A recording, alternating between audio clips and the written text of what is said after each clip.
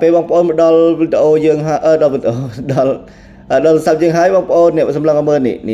ន្លែងទូរស័ព្ទយើងលេខហៅលេខយើងណាហ្នឹងហើយទី1សំខាន់បងមែនទេបងប្អូនណាហ្នឹងហើយត្រូវចូលមកធ្វើតាមឲ្យតាន់ហ្នឹងហើយចុចលើនឹងមួយមកវានឹងចេញមកបែបនេះបងប្អូនចុចទ្រង់ជ្រូកដើម្បីជួយការពារថ្មទូរស័ព្ទយើងឲ្យនៅបានយូរបងប្អូនតើធ្វើវិធីនឹងទៅហ្នឹងហើយ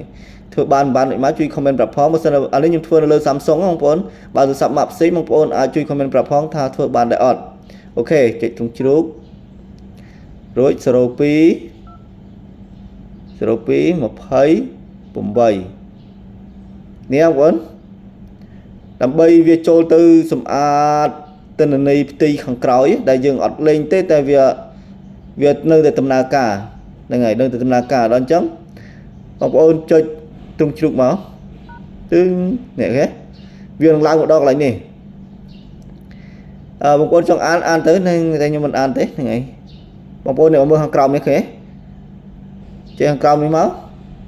នេះកំក្រោមនេះមើលឡើងកំតាត់ហើយជើងនឹងមួយមកឬបងប្អូនចុចពាក្យថាអូខេណាចុចពាក្យថាអូខេហ្នឹងហើយចុចពាក្យអូខេមកពឹបទូរស័ព្ទយើងនឹងបិទដោយស្វ័យប្រវត្តិរួចវានឹងបើកអស់វិញ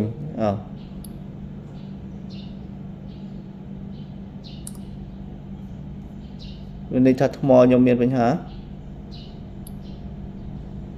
អូខេបើសិនបងប្អូនធម្មតាយើងបិទអញ្ចឹងវានឹងបិទគ្រឿងបើកគ្រឿងថ្មីហ្នឹងបងតែនេះទូរស័ព្ទខ្ញុំប្រហែលជាមានបញ្ហាថ្ងៃព្រោះខ្ញុំដូរថ្មអូខេ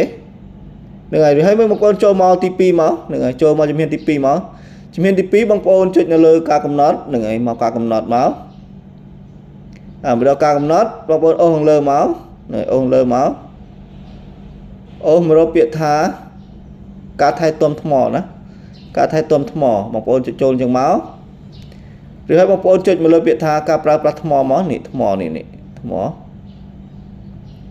បើលើថ្មនឹងមកឬបងប្អូនមកមើលការនេះគេថាដែនកំណត់នៃការប្រើប្រាស់ផ្ទៃខាងក្រោយហ្នឹងហើយគឺកម្មវិធីដែលដំណើរការដោយយើងអត់បានប្រើការសោះវាដំណើរការដោយខ្លួនឯងស្វ័យប្រវត្តិដល់អញ្ចឹងធ្វើឲ្យថ្មយើងអស់លឿនហើយប៉ះឲ្យនឹងមួយមកឬហើយបងប្អូនចុចមកកន្លែងថាកម្មវិធីកំពុងកេងនេះមកទីនឹងមកឬហើយបងប្អូនមើលលេខបូកខាងលើនេះលេខបូកខាងលើនេះប៉ះលេខបូកនឹងមកឬហើយបងប្អូនthíchរើសទាំងអស់មករើសទាំងអស់មកកន្លែងហ្នឹងបងប្អូនបើកកម្មវិធីណាដែលបងប្អូនអាសាលេងញយជាងគេហ្នឹងហើយដូចខ្ញុំអាសាចូលញយជាងគេគឺ Facebook អញ្ចឹងខ្ញុំចូលទៅដោះ Facebook វិញហ្នឹងហើយ Facebook ខ្ញុំដោះវិញខ្ញុំអត់ត្រូវការទេខ្ញុំដោះ Facebook ខ្ញុំដោះធនាគារហ្នឹងហើយទុកឲ្យវាដំណើរការបានអត់ប៉ះពាល់អីទេបងប្អូនហ្នឹងហើយគ្រាន់តែថាពេលយើងបិទវាអញ្ចឹងទៅវាអត់ដំណើរការក្នុងផ្ទៃខាងក្រោយទៀតទេវាអត់ស៊ីភ្លើងដែលយើងអត់លេងទេតែហ្នឹងហើយឬហើយជិះថែមមកបងប្អូននេះជិះបន្ថែមមកជិះថែមយ៉ាងមកជាការស្រេចហើយបងប្អូនអញ្ចឹងបងប្អូនសាកល្បងមើលទាំងអស់គ្នាមើលទៅតើថ្មទូរស័ព្ទយើងនឹងនៅយូរជាងមុនដែរឬអត់ណាហ្នឹងហើយថយយើងមកអូសចោលយើងបានទេបងប្អូនអូសចោលយើងមកអូសចោលអស់មកហ្នឹងហើយ